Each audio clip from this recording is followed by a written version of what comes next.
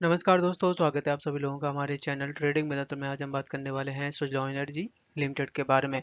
आपने देखा होगा कि काफ़ी अच्छी रैली आने के बाद 3 से 4 दिनों में काफ़ी अच्छा स्टॉक भागा है, कम से कम 15% तक के आसपास। अब यहाँ पे सबसे बड़ा क्वेश्चन ये उठ रहा है कि क्या मंडे से रैली होगी या फिर प्रॉफिट बुकिंग होगी, क्योंकि जिस तरीके से बजट आने से पहले ही ये कुछ 3 दिनों की तेजी बनी, उसके पहले जबरदस्त बिकवाली देखने को मिल रही है एफआईआई की तरफ से।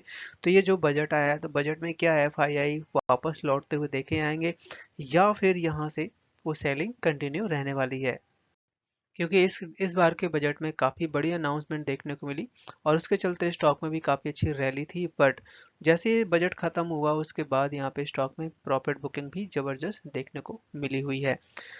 और Q3 के नंबर पे एमडी की तरफ से खासकर बड़े ऑर्डर बुक की बात कही जा रही है।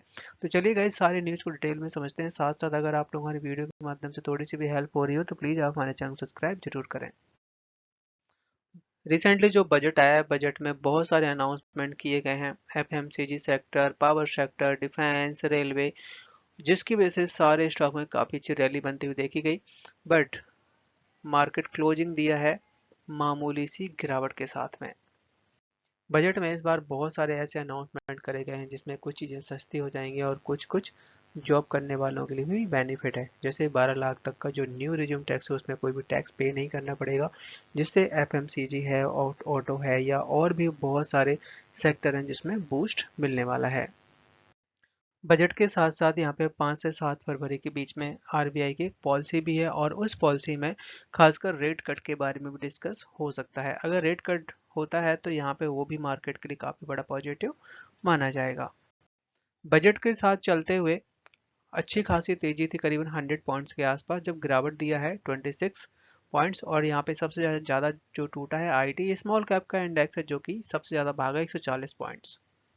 आज के दिन स्टॉक में बहुत अच्छा वॉल्यूम दिखाई दिया। आप देख सकते हैं कि 12 करोड़ का वॉल्यूम बना हुआ था, जो कि पिछले अगर आप 1 वीक 1 मंथ और यस्टरडे का भी कंपेयर करेंगे तो उनसे बहुत अच्छा था आज का मार्केट।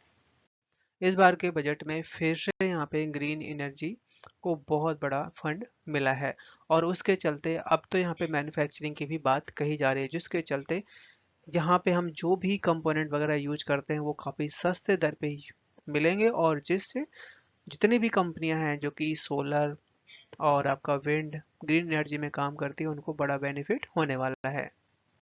सो जो आज का बजट था उस बजट में क्लीन पावर टेक्नोलॉजी इकोसिस्टम को बढ़ावा दिया जाएगा। तो जितनी भी कंपनियां हैं उन सबको बहुत ज़्यादा फायदा होने वाला है। यहाँ तक कि कंपनी है जो कि बाहर से इंपोर्ट करते हैं अपने कंपोनेंट, उन पे भी इंपोर्ट ड्यूटी कम करी गई है, जिसमें गवर्नमेंट ऑफ इंडिया का सबसे बड़ा मिशन निकल के आया है कि अपने इंडिया को हम मैन्युफैक्चरिंग हब बनाने वाले हैं। और जिससे खासकर पावर सेक्टर या क्लीन एनर्जी में जो भी कंपोनेंट लगते हैं, चाहे सोलर पीवी और इलेक्ट्रोड ग्रिड स्केल बैटरीज, इन सब के लिए जो भी प्रोडक्शन और मैन्युफैक्चरिंग होगी अपने इंडिया में ही होगी, क्योंकि बाहर से जो भी कंपोनेंट आते हैं वो थोड़े से महंगे पड़ते हैं। और इसके लिए गवर्नमेंट ऑफ इंडिया है जो कि बहुत सारे ऐसे इंसेंटिव, यहाँ तक कि बहुत सारे ऐसे इनकम टैक्स का बेनिफिट देगी कंपनियों को, जिससे नए नए प्लांट्स भी खुलने वाले हैं।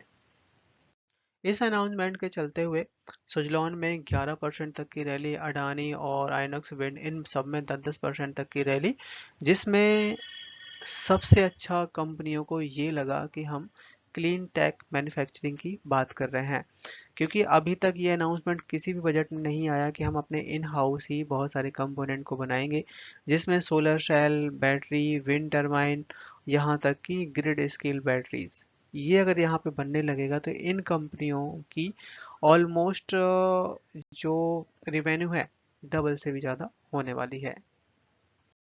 और इस बजट के बाद कुछ रिसर्च निकल के आई है कि कौन सी कंपनियां हैं जो कि आगे चल के अच्छा कर सकती हैं, जिसमें INOX wind, Orient green, Suzlon, KPI green, मतलब कुछ कुछ कंपनियों के नाम शामिल हैं जो कि आगे चल के बहुत अच्छा कर सकते हैं। पर गाइस, हमें यहाँ पे रिलायंस पावर को भी नहीं भूलना चाहिए, क्योंकि कंपनी है जो कि बहुत सारे ऑर्डर भी जीतती हुई देखी जा रही है। यहाँ तक कि मैनेजमेंट है जो कि 6 फरवरी से लेकर करीबन 20 फरवरी तक बहुत सारी मीटिंग करने वाली है। और वो भी आप देख सकते हैं कि ICICI securities, Nomura, JM financial, Axis capital, यहाँ तक कि कोटक सिक्योरिटीज के साथ में। अब देखते हैं कि इसका क्या आउटकम निकल के आता है, या फिर ये हो सकता है कि फंड रेज के बारे में डिस्कस किया जा रहा हो। कंपनी है जो कि रिसेंटली Q3 के नंबर पेश करती हुई देखी गई है, और ये जो नंबर है 91% ईयर ऑफ ईयर ग्रोथ दिखाई दी है, और उसके चलते 71 रुपए पर शेयर के हिसाब से टारगेट भी दिए गए हैं। क्योंकि जिस तरीके से शेयर है काफी ऊपर लेवल से टूटा है, किसी ने उम्मीद भी नहीं की थी कि इतने अच्छे नंबर आ सकते हैं।